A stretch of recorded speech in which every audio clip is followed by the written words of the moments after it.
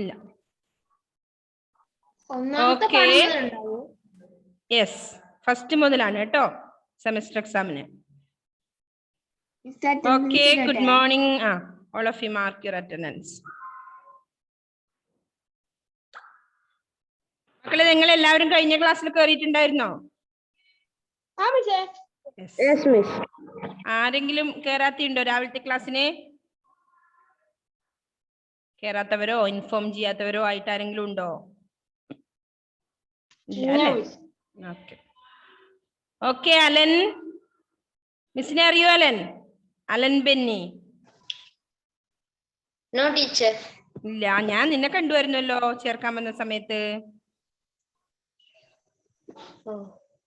Okay okay, നമുക്കിന്ന് last ഭാഗം page number 82 കേട്ടോ. ഓക്കെ, ശ്രദ്ധിക്കൂ എല്ലാവരും. നമുക്ക് നോക്കാം, ഗ്രാമറിന്റെ പോർഷൻ ആണ് 82 പേജ് നമ്പർ.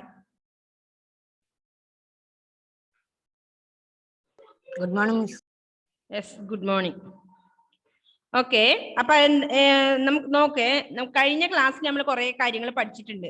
അതായത് 6th സ്റ്റാൻഡേർഡിൽ നമ്മൾ ഗ്രാമർ പോർഷനിൽ കുറെ കാര്യങ്ങൾ പഠിച്ചിട്ടുണ്ട്. ഇടയിൽ ഞാൻ പറഞ്ഞിട്ടുണ്ടായിരുന്നു കഴിഞ്ഞ ക്ലാസ്സിൽ നിങ്ങളൊന്ന് നോക്കിയിട്ട് വരണമെന്ന്. ഓർമ്മയുണ്ടോ ആരെങ്കിലും? അല്ല, ആ ബുക്കൊക്കെ കളഞ്ഞോ കഴിഞ്ഞ വർഷത്തെ? ഇല്ല അല്ലേ? യെസ്, ആവശ്യത്തിന് ഞാൻ ചോദിക്കുമ്പോൾ പറഞ്ഞാൽ മതി. അപ്പൊ നമുക്ക് നോക്കാം, എന്താണ് ഭാഷ. അതാണ് ആദ്യമായിട്ട് നമുക്ക് പഠിക്കാനുള്ളത് അല്ലേ. വിചാരങ്ങൾ അന്യരെ അറിയിക്കുന്നതിന് പല മാർഗങ്ങളുണ്ട്. ഏറ്റവും മെച്ചപ്പെട്ടത് ഭാഷ തന്നെ. അന്യർക്ക് മനസ്സിലാകുന്ന വിധം ചിട്ടപ്പെടുത്തി പറയുന്ന ശബ്ദങ്ങളാണ് ഭാഷ. എന്താണ് ഭാഷ? അന്യർക്ക് മനസ്സിലാകുന്ന വിധം ചിട്ടപ്പെടുത്തി പറയുന്ന ശബ്ദങ്ങളാണ് ഭാഷ. ഭാഷ പ്രധാനമായും ഭാഷണത്തിന് വേണ്ടിയുള്ളതാണ്. സംഭാഷണം തുടങ്ങി ഏറെ കാലം കഴിഞ്ഞാണ് എഴുത്ത് നടപ്പാക്കിയത്.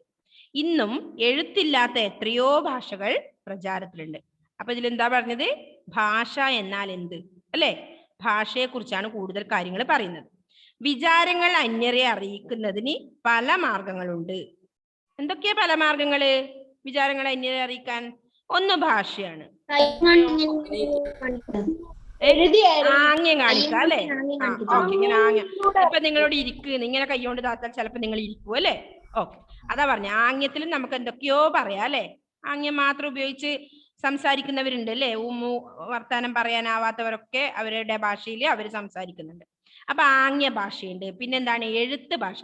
എഴുതി അറിയിക്കാൻ പറ്റും അല്ലെ നമുക്ക് മറ്റുള്ളവരെ. നമ്മുടെ മനസ്സിലുള്ള കാര്യങ്ങൾ എഴുതിയിട്ട് മറ്റുള്ളവരെ അറിയിക്കാൻ പറ്റും.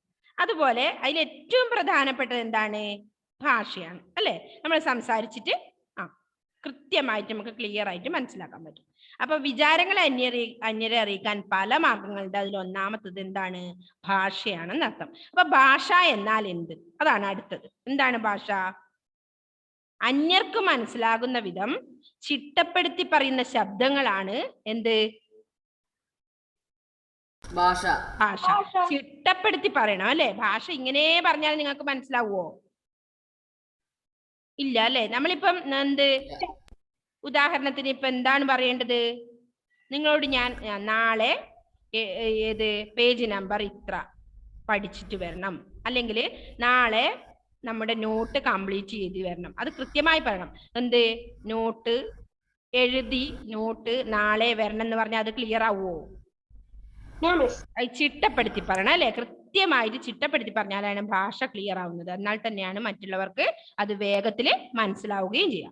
അപ്പൊ വിചാരങ്ങൾ അന്യരെ അറിയിക്കുന്നതിന് പല മാർഗങ്ങളുണ്ട്. നിങ്ങൾക്ക് തന്നെ മനസ്സിലായി, നിങ്ങൾ ഇങ്ങോട്ട് പറഞ്ഞു അല്ലെ. അപ്പൊ അതിൽ പ്രധാനപ്പെട്ടത് എന്നാണ് എന്ത്? ഭാഷ.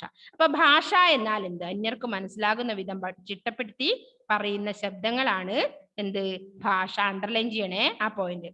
അന്യർക്ക് മനസ്സിലാകുന്ന വിധം ചിട്ടപ്പെടുത്തി പറയുന്ന ശബ്ദങ്ങളാണ് ഭാഷ. ഓക്കെ, ഭാഷ പ്രധാനമായും ഭാഷണത്തിന് സംസാരിക്കാൻ വേണ്ടിയാണ് ഉപയോഗിക്കുന്നത് അല്ലെ. അതില് സംഭാഷണം തുടങ്ങി ഏറെ കാലം കഴിഞ്ഞാണ്. ആദ്യമൊക്കെ എഴുത്ത് ഭാഷ ഉണ്ടായിരുന്നില്ല, സംഭാഷണമായിരുന്നു അല്ലെ. എഴുതാനൊന്നും അറിയായിരുന്നില്ല പഴയവർക്ക് അല്ലെ. അപ്പൊ പിന്നീടാണ് എഴുത്ത് ഭാഷ വന്നത്. അപ്പൊ ആദ്യമൊക്കെ ഇങ്ങനെ സംസാരിച്ചു തന്നെയായിരുന്നു കാര്യങ്ങൾ മറ്റുള്ളവരെ ബോധ്യപ്പെടുത്തിക്കൊണ്ടിരുന്നത്. ഇന്നും എഴുത്തില്ലാത്ത എത്രയോ ഭാഷകൾ പ്രചാരത്തിലുണ്ട് അല്ലെ. സംസാരിക്കുന്ന മാത്രമായിട്ട് കുറെ ഭാഷകൾ ഇന്നും പ്രചാരത്തിലുണ്ട്. ഇനിയിപ്പം ഭാഷയെ പറ്റി പറയുമ്പോൾ ഭാഷാ ഗോത്രങ്ങളെയാണ് പറയുന്നത് അല്ലെ. ദ്രാവിഡ ഗോത്രം, മലയാളം അല്ലെ. നമുക്കൊക്കെ സ്വന്തമായ പേരുണ്ട്, കുടുംബവും ഉണ്ട്. അതുപോലെ ഓരോ ഭാഷയ്ക്കും സ്വന്തമായ പേരും കുടുംബവും ഉണ്ട്. ഭാഷാ കുടുംബങ്ങളെ എന്ത് വിളിക്കുന്നു? ഗോത്രം. ഭാഷാ കുടുംബങ്ങളെ ഗോത്രം എന്നാണ് പറയുന്നത്. അപ്പോ ഒന്നാമത്തത് ഭാഷ എന്നാൽ എന്ത്? അന്യർക്ക് മനസ്സിലാകുന്ന വിധം ചിട്ടപ്പെടുത്തി പറയുന്ന ശബ്ദങ്ങളാണ് ഭാഷ. രണ്ടാമത് എന്താ പറഞ്ഞത് നമ്മള്? എല്ലാവർക്കും സ്വന്തമായ കുടുംബവും പേരും ഒക്കെ ഉണ്ട് അല്ലെ. നിങ്ങൾ എങ്ങനെയാ അറിയപ്പെടുന്നത്? നിങ്ങളുടെ പേര് പറയും, ഇന്ന വീട്ടിലാണെന്ന് പറയും അല്ലെ. ഇപ്പൊ നമ്മൾ ഇവിടെയാണെങ്കിൽ എന്ത് പറയും? ഇത്രാം ക്ലാസ്സിൽ നമ്മൾ പഠിക്കുന്നു, 7th സ്റ്റാൻഡേർഡിൽ പഠിക്കുന്ന ഇന്ന ആളാണെന്ന് പറയും അല്ലെ. അപ്പൊ ഓരോരാളെയും മനസ്സിലാവാൻ അവർക്ക് ഒരു അഡ്രസ് ഉണ്ടാവും, അവരുടെ പേരും അവരുടെ അഡ്രസ്സും ഉണ്ടാവും. അതുപോലെ ഭാഷകൾക്കും ഉണ്ട് എന്നാണ് പറയുന്നത്. അപ്പൊ നമുക്കൊക്കെ സ്വന്തമായ പേരുണ്ട്, കുടുംബവുമുണ്ട്. അതുപോലെ ഓരോ ഭാഷയ്ക്കും സ്വന്തമായ പേരും കുടുംബവും ഉണ്ട്. ഭാഷാ കുടുംബങ്ങളെ ഗോത്രം എന്നാണ് പറയുക. ദ്രാവിഡം എന്ന ഗോത്രത്തിൽപ്പെട്ട ഭാഷയാണ് മലയാളം.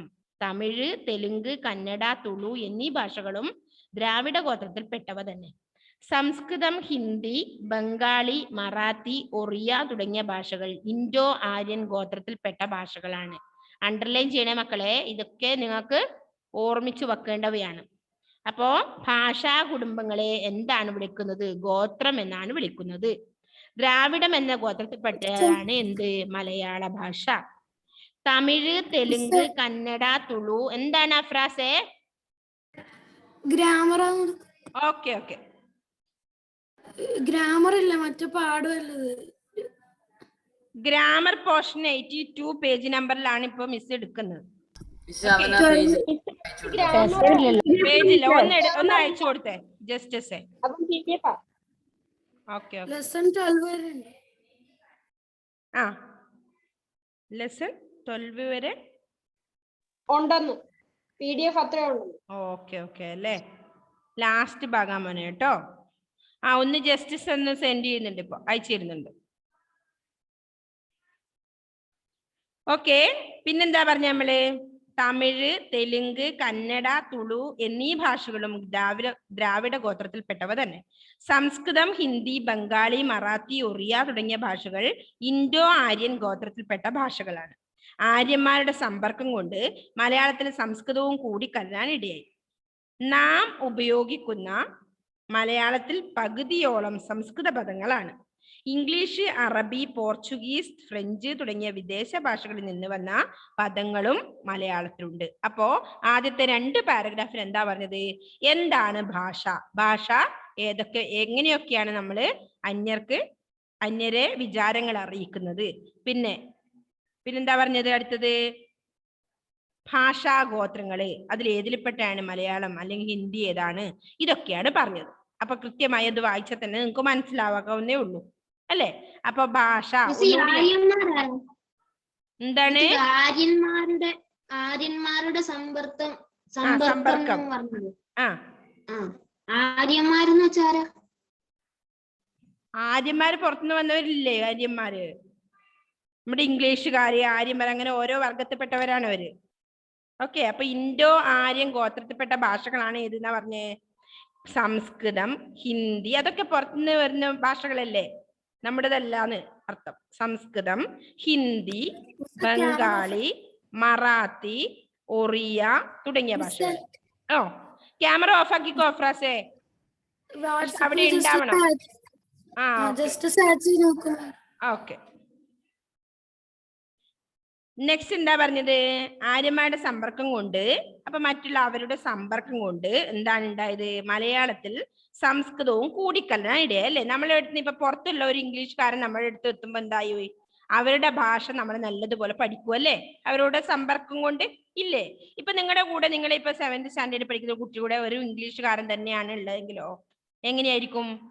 ചിലപ്പം വേണമെങ്കിൽ അവര് മലയാളികളാവും അല്ലെ, അതായിരിക്കും കൂടുതൽ സാധ്യത. അല്ലെങ്കിൽ എന്താവും? നമ്മൾ ഇംഗ്ലീഷ് കുറെ പേരെ പഠിക്കും അല്ലെ, കുറെ ഇംഗ്ലീഷുകാരുടെ കൂടെയാണ് നമ്മൾ ജീവിക്കുന്നത്. എങ്ങനെയായിരിക്കും? നമ്മൾ ഇംഗ്ലീഷ് സംസാരിക്കാൻ തുടങ്ങും അല്ലെ, നമ്മുടെ ആവശ്യം അതാണ്. അപ്പൊ അവരോട് സംസാരിക്കണം. അപ്പൊ നമുക്ക് അവിടെ പിടിച്ചു നിൽക്കണമെങ്കിൽ നമ്മൾ എന്ത് ചെയ്യണം? ഭാഷ അറിഞ്ഞിരിക്കണം. അതുകൊണ്ട് തന്നെ നമ്മൾ എന്ത് ചെയ്യും? നമ്മൾ സ്വാഭാവികമായി അവരോട് കൂടിക്കലരാൻ തുടങ്ങും അല്ലേ? അതാണ് പറഞ്ഞത്. അപ്പോ പുറത്തുനിന്നുള്ള ഇംഗ്ലീഷുകാരായാലും മറ്റുള്ളവർ വരുമ്പോ എന്താവും, അവരുടെ സമ്പർക്കം കൊണ്ട് നമുക്ക് എന്താവും, അവരുടെ ഭാഷയും കൂടെ കിട്ടും അല്ലെ, കൂടിക്കലരാൻ തുടങ്ങി. അതാണ് പറഞ്ഞത്. നാം ഉപയോഗിക്കുന്ന മലയാളത്തിൽ പകുതിയോളം സംസ്കൃത പദങ്ങളാണ്. ഇംഗ്ലീഷ്, അറബി, പോർച്ചുഗീസ്, ഫ്രഞ്ച് തുടങ്ങിയ വിദേശ ഭാഷകൾ അല്ലെ, വിദേശത്ത് നിന്ന് വന്ന ഭാഷകളാണത്. വന്ന പദങ്ങളും മലയാളത്തിലുണ്ട്. നമ്മൾ നിത്യം ഉപയോഗിക്കുന്നതിൽ കുറെ ഇംഗ്ലീഷ് പദങ്ങൾ ഉപയോഗിക്കാറില്ലേ? ഉപയോഗിക്കും. കൃത്യമായ മലയാളം നമുക്ക് അറിയില്ല. ചിലപ്പോ നമ്മൾ കറണ്ട് എന്ന് പറയുന്നത് അത് ഇംഗ്ലീഷ് വേർഡാണ്. അതിന്റെ മലയാളം എന്താണെന്ന് നിങ്ങൾക്ക് അറിയോ? ഒന്ന് പറഞ്ഞേ. ഓക്കെ, അറിയാം അല്ലേ? നമ്മൾ സാധാരണ കറണ്ട് ബില്ലിനെ പറയൂ അല്ലെ, വൈദ്യുതി ബില്ല് എന്നൊന്നും പറയാറില്ല കൂടുതൽ ആള്. അങ്ങനെ കുറെ കാര്യങ്ങളുണ്ട്. ചിലതിന്റെ നിങ്ങൾക്ക് ഇംഗ്ലീഷ് പദങ്ങളെ അറിയുമായിരിക്കും ജീവിതത്തിൽ. മലയാളം പദങ്ങൾ എന്താണെന്ന് പേന, പേന, പെന്നിന്റെ മലയാളം പേന. ചിപ്സിന്റെ സ്വിച്ച്. ആ അതാണ്. സ്വിച്ചിന് ഒരു വേർഡ് ഉണ്ട് കേട്ടോ. അത് വലുതാ. ആ കുറച്ച് വലുതാണ്. ആ ആഗത വിഗത പ്രവാഹത്തിന്റെ ഒന്നും കൂടി ഉണ്ട് അത്ര, കുറച്ചും കൂടി ഉണ്ട് അത്ര. അപ്പൊ സ്വിച്ച് തന്നെയാണ് നമ്മൾ കൂടുതൽ ഉപയോഗിക്കുന്നത്. ഇങ്ങനെ കുറെ കാര്യങ്ങളുണ്ട്, കുറെ സംഭവത്തിന് നമ്മള് ഫാൻ, നമ്മ എന്താണ് ഫാൻ, പങ്ക എന്നൊക്കെ പറയുന്നില്ലേ, കാറ്റ് കിട്ടാനല്ലേ അല്ലെ. പങ്ക പറഞ്ഞ ഇംഗ്ലീഷിലാണ്, ഹിന്ദിയിലാണ് കേട്ടോ. കാറ്റിന്റെ യന്ത്രം. നമ്മ ഫാൻ എന്നല്ലേ പറയുന്നേ, അത് ഇംഗ്ലീഷ് വേർഡ് അല്ലേ ഫാൻ അല്ലേ? ആ അതാ പറഞ്ഞത്. അങ്ങനെ കുറെ കാര്യങ്ങളുണ്ട് നിത്യജീവിതത്തിൽ നമ്മൾ ഇംഗ്ലീഷ് തന്നെ ഉപയോഗിക്കുന്ന പദങ്ങൾ. അതായത് നമുക്കറിയില്ല അതിന്റെ മലയാളം വേർഡ് ഏതാണെന്ന്. അങ്ങനെയുള്ള കാര്യങ്ങളും വരെ ഉണ്ട്. അത് എന്തുകൊണ്ടാ? നമുക്ക് അവരുമായിട്ടുള്ള സമ്പർക്കത്തിന്റെ ഫലമാണ്. അപ്പോ അവരുമായി കൂടുതൽ നമ്മൾ ഇടപഴകുന്നതിനനുസരിച്ച് എന്ത് ചെയ്യും, നമ്മൾ അവരുടെ കാര്യങ്ങളാണ് ഫോളോ ചെയ്യും അല്ലെ. ഇപ്പൊ ഇവിടെ വന്ന ബംഗാളികള് എന്ത് ചെയ്തു, നമ്മുടെ മലയാള ഭാഷ പഠിച്ചിട്ടുണ്ട്. അവർ അല്പാൽപ്പം എങ്ങനെ പറയും, അവരുടെ ഭാഷയും കൂടെ കൂടിക്കലർന്ന ഒരു മലയാളം അവര് പറയും. അതുപോലെ നമ്മളെ മലയാളവും ചേർത്തിട്ടായിരിക്കും ഇംഗ്ലീഷ് സംസാരിക്കുക അല്ലെ. നല്ലൊരു ഇംഗ്ലീഷുകാരന്റെ സംസാരവും നമ്മുടെ സംസാരവും തമ്മിൽ മാറ്റം ഉണ്ടാവില്ലേ? ഇംഗ്ലീഷിൽ തന്നെ ഉണ്ട്. എന്താണ് ആതിര? ഇപ്പം പറഞ്ഞില്ലേ നാം ഉപയോഗിക്കുന്ന മലയാളത്തിൽ പകുതിയോളം സംസ്കൃത പദങ്ങളാണെന്ന്, അതിലൊന്ന് പറഞ്ഞുതരാവോ? സംസ്കൃത പദങ്ങളാ? അലമാര എന്ന് പറഞ്ഞ വാക്ക് ഗ്രീക്കോ പോർച്ചുഗീസോ കണ്ടല്ലേ? അലമാര ഷെൽഫ്. ഏത് വരാന്തയാ? വരാന്തയും അലമാരയൊക്കെ നമ്മള് വരാന്തക്ക് എന്താ പറയണ്ടെന്ന് അറിയാ? വരാന്തക്ക് തിണ്ണ, ഇറയം എന്നൊക്കെ പറയാറുണ്ട് ചിലവര്. ഇപ്പം സിറ്റ് ഔട്ട് എന്ന് പറയും നമ്മള് അല്ലേ. അത് ഇറയം എന്ന് പറയാറുണ്ട്. നിങ്ങൾ കേട്ടിട്ടുണ്ടോ എന്ന് എനിക്കറിയില്ല. പിന്നെ ഇല്ലേ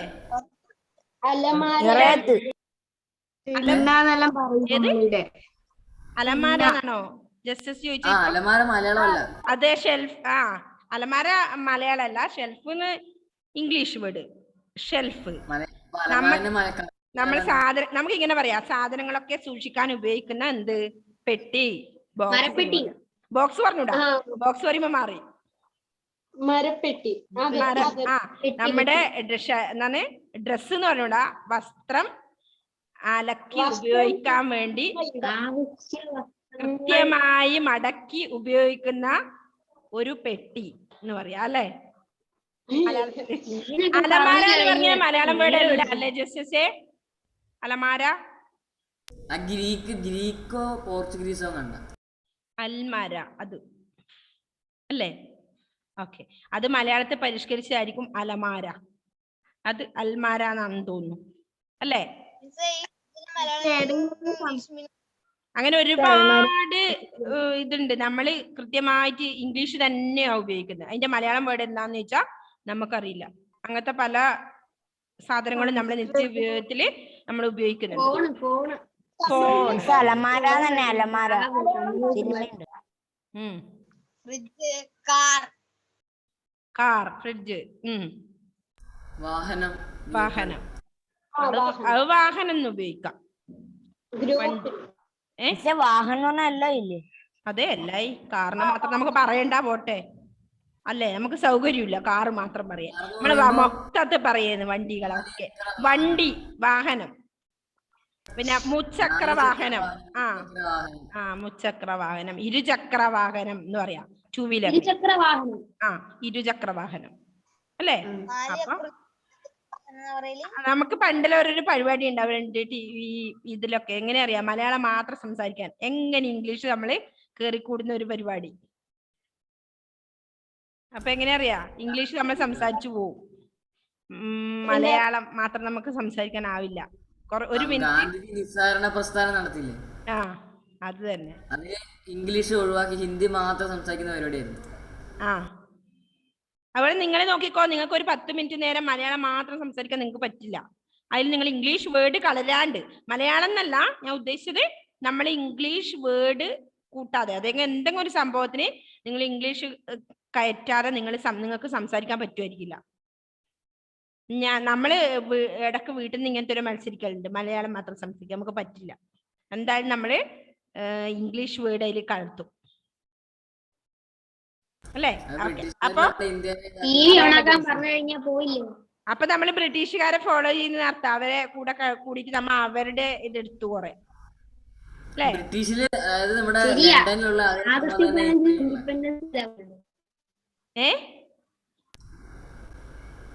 നമ്മുടെ ഇന്ത്യയിലുള്ള പോലെ ഡ്രൈവിങ്ങും ഇവിടെ ഇന്ത്യയിൽ റൈറ്റ് ഹാൻഡ് അല്ലേ, അതുപോലെ തന്നെ ലണ്ടനിലെ UK-ലൊക്കെ റൈറ്റ് ഹാൻഡ് തന്നെയാ. അപ്പൊ ബ്രിട്ടീഷുകാർ ഇവിടെ വന്നുകൊണ്ട് നമ്മൾ അവരെയാണ് ഫോളോ ചെയ്യുന്നത്. അതെ, അവരുടേതാണ് ഫോളോ ചെയ്യുന്നത്. ഗൾഫില് നമ്മ ഇരിക്കുന്ന സ്ഥലത്തല്ലല്ലോ, അപ്പുറത്തെ സ്ഥലത്താണ് ഇരിക്കുക. മെയിനായിട്ടും ബ്രിട്ടീഷ്. അതെ, റോഡിന്റെ 2 ഭാഗം മാറ്റിയിട്ടാണ്. ഇങ്ങോട്ട് പോകുന്ന സ്ഥലത്ത് അവർ അങ്ങോട്ടാ പോലും. One way. നമ്മൾ അവരുടെ കൂടെ ജീവിച്ചുകൊണ്ട് അവരെ ഫോളോ ചെയ്തു കുറെ കാര്യങ്ങള്, ബ്രിട്ടീഷുകാരെ. അപ്പൊ അതാണ്. അപ്പൊ ഇന്ന് പ്രധാനമായിട്ടും ഇത് ക്ലാസിന്റെ ഭാഗമാണ് ആതിര, അതുകൊണ്ട് പറഞ്ഞേ ഉള്ളൂ അല്ലേ? ഓക്കെ. അപ്പൊ നമ്മൾ ഇന്ന് പ്രധാനമായും പറഞ്ഞത് ഭാഷ അല്ലേ? വിചാരങ്ങൾ അന്യരെ അറിയിക്കാം പല മാർഗങ്ങളുണ്ട്, അതില് ഒന്നാമത്തെ ഭാഷ എന്ന് പറഞ്ഞു അല്ലെ? അപ്പൊ ഭാഷാ ഗോത്രങ്ങള്, ദ്രാവിഡ ഗോത്രം, മലയാളം, ആ 2 പാരഗ്രാഫിൽ അത്രയാ പറഞ്ഞു. ഇനി അടുത്ത് എന്താ പറയുന്നത് നോക്കിയേ, വാക്യം അല്ലെ? വാക്യം എന്താണ്? വാക്യം, വാക്യത്തിനൊരു നിർവചനം നമ്മൾ പഠിച്ചിട്ടുണ്ട്. ആർക്കറിയാം? ഒരു വാക്കുകളുടെ കൂട്ടം. വാക്യം. വാക്കുകളുടെ കൂട്ടമാണ് വാക്യം. ഓക്കെ, അതിന് കുറച്ചുകൂടി വ്യക്തമായ ഒരു നിർവചനമുണ്ട്, നമ്മൾ കഴിഞ്ഞ ക്ലാസ്സിൽ പഠിച്ചത്. വാക്കുകളുടെ കൂട്ടം, അതിലൊരു കറക്റ്റ് മീനിങ് ഉണ്ടാവണം. അതിന് എങ്ങനെയാ ഒരു നിർവചനം പറയുക? വാക്യം എന്നാൽ എന്ത്? ഇപ്പൊ നമ്മൾ പറഞ്ഞതുപോലെ നമ്മള് ഭാഷയിൽ പറയുമ്പോ നമ്മൾ പറഞ്ഞു, ഭാഷ ഇങ്ങനെ പറഞ്ഞാ പോരാ. ശ്രദ്ധിക്കേ, എങ്ങനെ നമ്മൾ എന്ത് ഭാഷ എന്നാൽ നിർവചനം എങ്ങനെയാ? അന്യർക്ക് മനസ്സിലാകുന്ന വിധം ചിട്ടപ്പെടുത്തി പറയുന്ന ശബ്ദങ്ങളാണ് ഭാഷ. ഇങ്ങനെ പറഞ്ഞാൽ പോരാ, അത് ചിട്ടപ്പെടുത്തൽ എന്ന് പറഞ്ഞു. അപ്പൊ വാക്യത്തിന് നിർവചനമുണ്ട്. വാക്കുകളുടെ ഒരു കൂട്ടമാണ് വാക്യം. ഓക്കെ, വാക്കുകൾ ഇങ്ങനെ കൂട്ടത്തിൽ വന്നാൽ മതിയോ? ജസ്റ്റേ ചിട്ടപ്പെടുത്തണം അല്ലേ? ഇപ്പൊ ഞാൻ പറയാ, രാമൻ രാവണനെ കൊന്നു. ഓക്കെ, അതൊരു വാക്യാണ്. എന്നാ രാവണൻ കൊന്നു അല്ലെങ്കിൽ കൊന്നു രാമൻ രാവണൻ എന്ന് പറഞ്ഞാൽ ശരിയാവോ? ഇല്ലല്ലോ. ടീച്ചർ കുട്ടിയെ പഠിപ്പിക്കുന്നു എന്ന് പറഞ്ഞ ഒരു വാക്യാവും. പഠിപ്പിക്കുന്നു കുട്ടി ടീച്ചർ എന്ന് പറഞ്ഞാൽ അത് ശരിയാണോ ഇല്ലയോ? ശരിയാവില്ല. അതാണ്. അപ്പൊ വാക്കുകളുടെ ഒരു കൂട്ടമാണ് അതും ഞാൻ പറഞ്ഞതല്ലേ. ഞാനിപ്പോ ഉദാഹരണം എക്സാമ്പിൾ പറഞ്ഞത് അതും വാക്കുകളുടെ ഒരു കൂട്ടം തന്നെയല്ലേ? എന്ത്? കുട്ടി ടീച്ചർ പഠിപ്പിക്കുന്നു, വാക്കുകളുടെ ഒരു കൂട്ടമാണ്. പക്ഷെ അത് എങ്ങനെ പറയണം എന്നാണ് ഉള്ളതാണ് അതിന്റെ പോയിന്റ്സ്. എന്താണ് അർത്ഥവത്താവുന്നല്ല. എങ്ങനെയാ വെച്ചാല് നമ്മൾ പഠിച്ച നിർവചനാണ് കഴിഞ്ഞ ക്ലാസ്സിൽ. പലരും കഴിഞ്ഞ ഒരു ഗ്രാമർ പഠിച്ചു, അതങ്ങ് വിട്ടു. ആ സമയത്ത് പഠിച്ചു, അതങ്ങ് വിട്ടു. അങ്ങനെയല്ല. എന്താണ് വാക്യം എന്നാൽ എന്ത്? വിചാരങ്ങൾ അന്യരെ അറിയിക്കുന്നതിന് വേണ്ടി അടുക്കിന് പറയുന്ന വാക്കിൻ പറ്റമാണ് വാക്യം. എന്താണ്? വികാരങ്ങൾ വിചാരങ്ങൾ അന്യരെ അറിയിക്കുന്നതിന് വേണ്ടി അടുക്കിന് പറയുന്ന വാക്കിൻ പറ്റമാണ് വാക്യം. ഇങ്ങനെ പറഞ്ഞാ പോരാ, അടുക്കിന് പറയണം. വാക്കിൻ പറ്റം എന്ന് പറഞ്ഞാൽ എന്താ അർത്ഥം? പറ്റം, കൂട്ടം. ഓക്കെ, അപ്പൊ വാക്കിൻ പറ്റമാണ് എന്ത്? വാക്യം. അത് എങ്ങനെയായിരിക്കണം? വിചാരങ്ങളെ അന്യരെ അറിയിക്കാൻ അടുക്കിന് പറയണം. അതാണ് ഇപ്പം ഭാഷയും നമ്മൾ നിർവചനം. നിങ്ങൾ പറയുമ്പോൾ വെറുതെ ഒരു വാക്യം പറഞ്ഞാൽ അത് വാക്യാവില്ല. വാക്യത്തിന് അർത്ഥം വരുന്നതായിരിക്കണം. അതെങ്ങനെയായിരിക്കണം? അടുക്കിന് പറയണം. അതാണ് അതിന്റെ നിർവചനം. അപ്പോ എന്തൊക്കെയാണ് നമ്മൾ ഇന്ന് പഠിച്ചത്? ഭാഷ പഠിച്ചിട്ടുണ്ട്, ദ്രാവിഡ ഗോത്രം, വാക്യം. വാക്യം എന്നാൽ എന്ത്? എന്താ വാക്യം? ഇൻഡോ ആര്യൻ. ഓക്കെ, വാക്യം വിചാരങ്ങൾ അന്യരെ അറിയിക്കുന്നതിന് വേണ്ടി അടുക്കിന് പറയുന്ന വാക്കിൻ പറ്റത്തെയാണ് വാക്യം എന്ന് പറയുന്നത്. അപ്പൊ നമുക്ക് വാക്യം പഠിച്ചിട്ടുണ്ട് നമ്മൾ കഴിഞ്ഞ ക്ലാസ്സിൽ, അതുകൊണ്ട് ഇതിൽ അതിന് നിർവചനം പറയുന്നില്ല. ഇപ്പൊ ഇവിടെ ഏതൊക്കെയാണ് വാക്യങ്ങൾ ഉള്ളത് എന്നാണ് പറയുന്നത്. എന്തൊക്കെയാ? അങ്കിവാക്യം, അംഗവാക്യം, ചൂർണിക, സങ്കീർണകം, യൗകികം. ഇത്രയാണ് വാക്യം അല്ലെ? ഏതൊക്കെയാണ്? അങ്കി, അംഗ, ചൂർണിക, സങ്കീർണകം, യൗകികം. ഓക്കെ, അപ്പൊ എന്തൊക്കെയാണ് ഈ അങ്കിവാക്യം? ഏതാണ് അംഗവാക്യം? നമുക്ക് നോക്കാം. ആന നിൽക്കുന്നു എന്നത് ഒരു വാക്യമാണ്. ആന പന തിന്നുന്നു എന്നതും വാക്യം തന്നെ.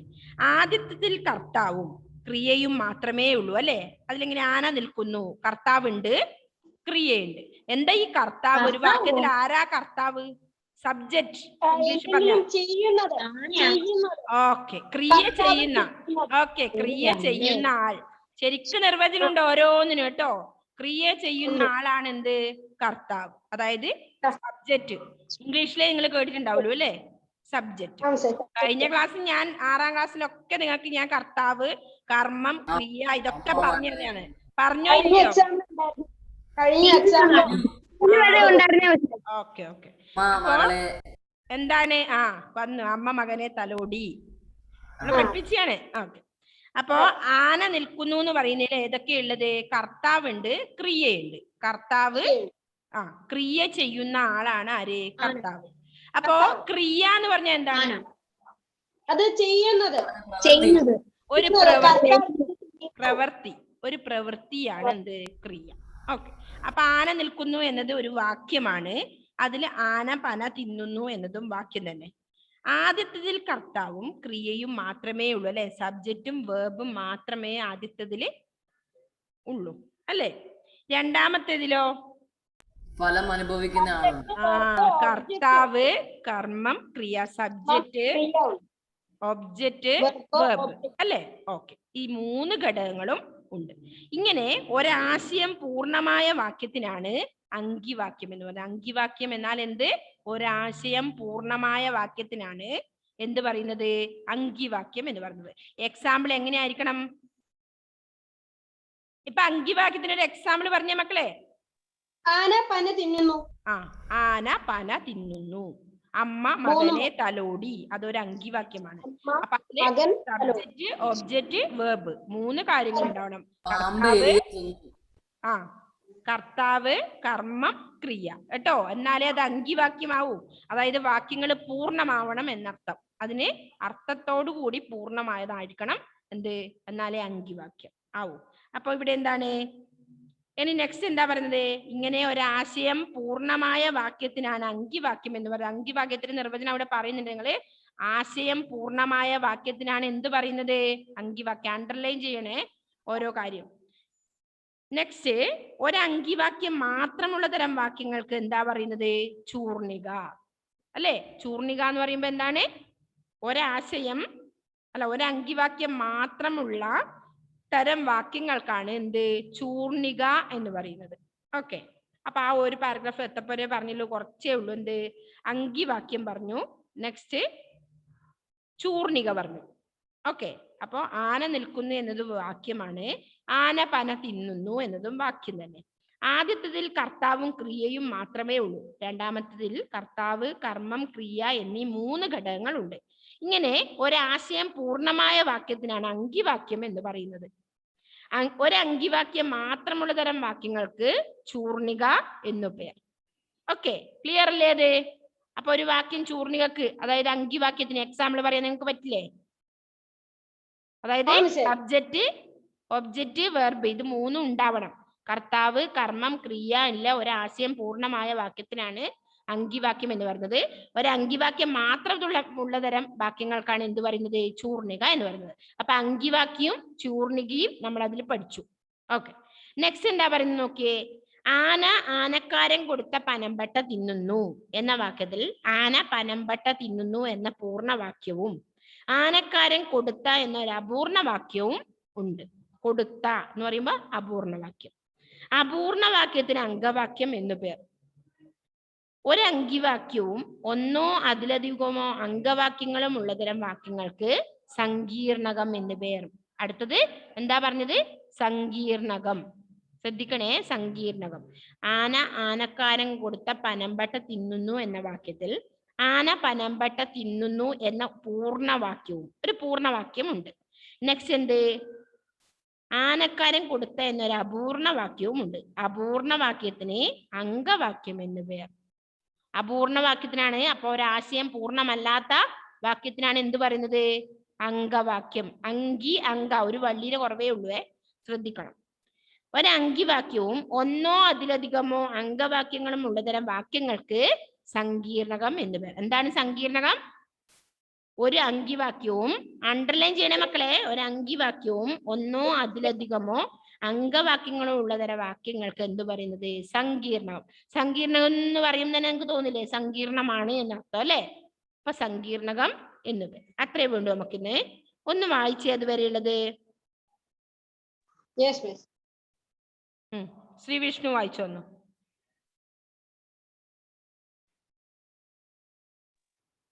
വിചാരങ്ങൾ അന്യരെ അറിയിക്കുന്നതിന് പല മാർഗങ്ങളുമുണ്ട്. ഏറ്റവും മികച്ചപ്പെട്ടത് ഭാഷ തന്നെ.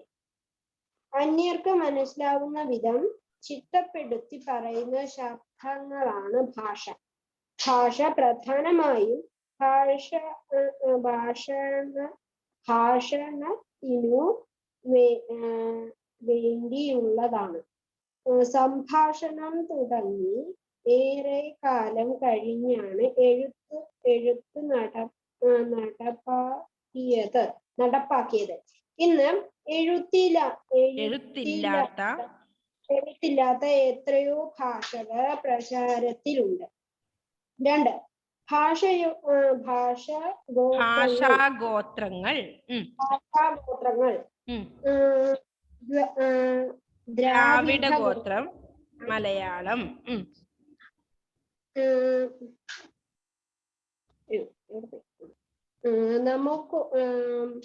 നമുക്കൊക്കെ സ്വന്തമായി പേരും കുടുംബവും ഉണ്ട്. അതുപോലെ ഓരോ ഭാഷയ്ക്കും സ്വന്തമായി പേരും കുടുംബവും ഉണ്ട്. ഭാഷാ കുടുംബങ്ങളെ ഗോത്രം എന്ന് പറയുന്നു. ദ്രാവിഡം എന്ന ഗോത്രത്തിൽപ്പെട്ട ഭാഷയാണ് മലയാളം, തമിഴ്, തെലുങ്കു, കന്നഡ, തുളി എന്നീ ഭാഷകൾ. ദ്രാവിഡ ഗോത്രത്തിലെ പെട്ടവ തന്നെ. സംസ്കൃതം, ഹിന്ദി, ബംഗാളി, മറാഠി, ഒഡീസി ഒറിയ തുടങ്ങിയ ഭാഷകൾ ഇൻഡോ ആര്യൻ ഗോത്രത്തിൽപ്പെട്ട ഭാഷകളാണ്. ആര്യന്മാരുടെ സമ്പർക്കം കൊണ്ട് മലയാളത്തിൽ സംസ്കൃതവും കൂടി കലരാൻ ഇടയായി.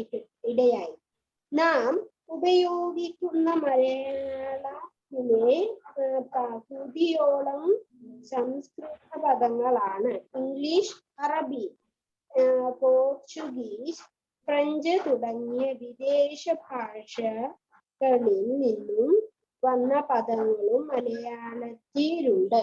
ഓക്കെ മോനെ, നെക്സ്റ്റ് ആതിര വായിച്ചേ.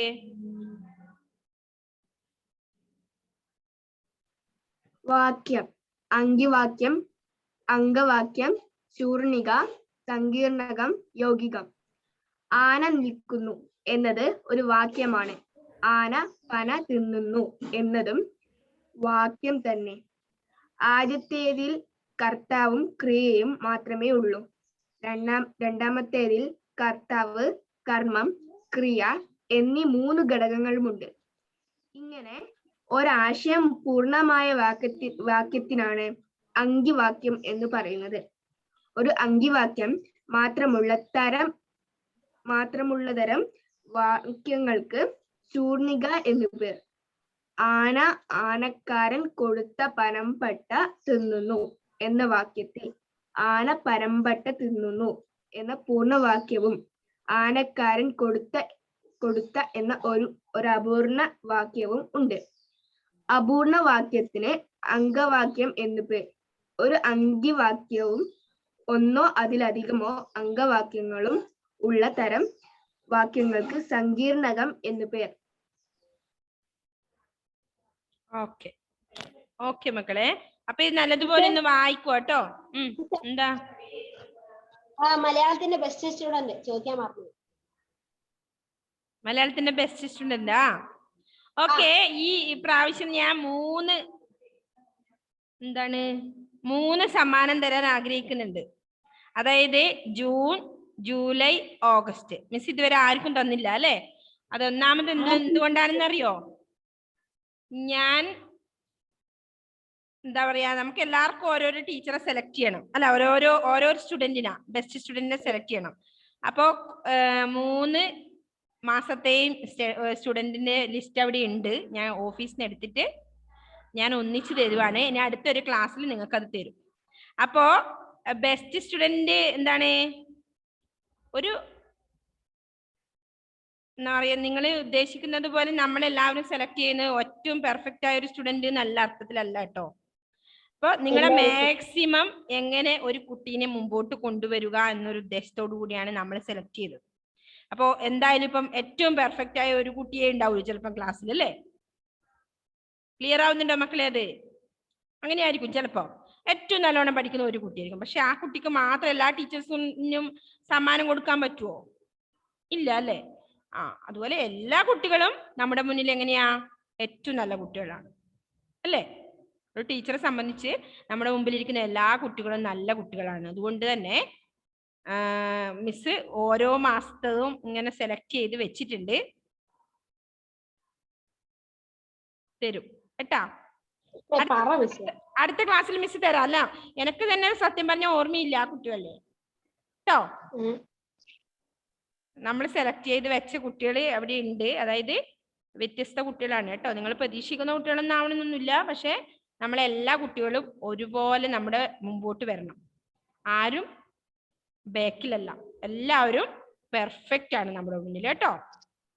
അടുത്ത ചൊവ്വാഴ്ച അതുകൊണ്ട് മിസ് ഈ 3 തരാൻ പെൻഡിങ് ആണ്, ഇതുവരെ തന്നില്ല. കാരണം എന്തുകൊണ്ടാന്ന് വെച്ചാല് ഒരു കുട്ടിക്ക് കൊടുക്കുമ്പോൾ അടുത്ത കുട്ടിക്ക് സങ്കടം ആവണ്ട. അപ്പൊ 3 കുട്ടികൾക്ക് ഒന്നിച്ച് ഓരോ മാസത്തത് കൊടുത്താലെന്ന് വെച്ചിട്ടാണ് മിസ് ഇങ്ങനെ ലേറ്റ് ആക്കിക്കൊണ്ട് വെക്കുന്നത്. സമ്മാനം ഇങ്ങനെ മേടിച്ച് വെച്ചിട്ടുണ്ട് ഇവിടെ. അപ്പൊ 4 മാസത്തെ ഒന്നിച്ച് തരികയാണെങ്കിൽ 4 കുട്ടികൾക്ക് കൊടുക്കാലോ. അപ്പൊ ബാക്കിയുള്ള കുട്ടികൾക്കല്ലേ സങ്കടാവൂ അല്ലേ? അതാണ് മിസ്സിന്റെ ഒരു കൺസെപ്റ്റ്. ക്ലിയർ ആയോ? ഇപ്പൊ സങ്കടപ്പെടത്തില്ല, സങ്കടമൊന്നുമില്ല അല്ലേ? ഒന്നല്ലെങ്കിൽ ഒന്ന് കിട്ടുന്നില്ല അല്ലേ? ഇപ്പൊ എല്ലാവർക്കും കിട്ടിയോ? ആർക്കൊക്കെ കിട്ടി ഇപ്പൊ ഈ ക്ലാസ്സില് സമ്മാനം?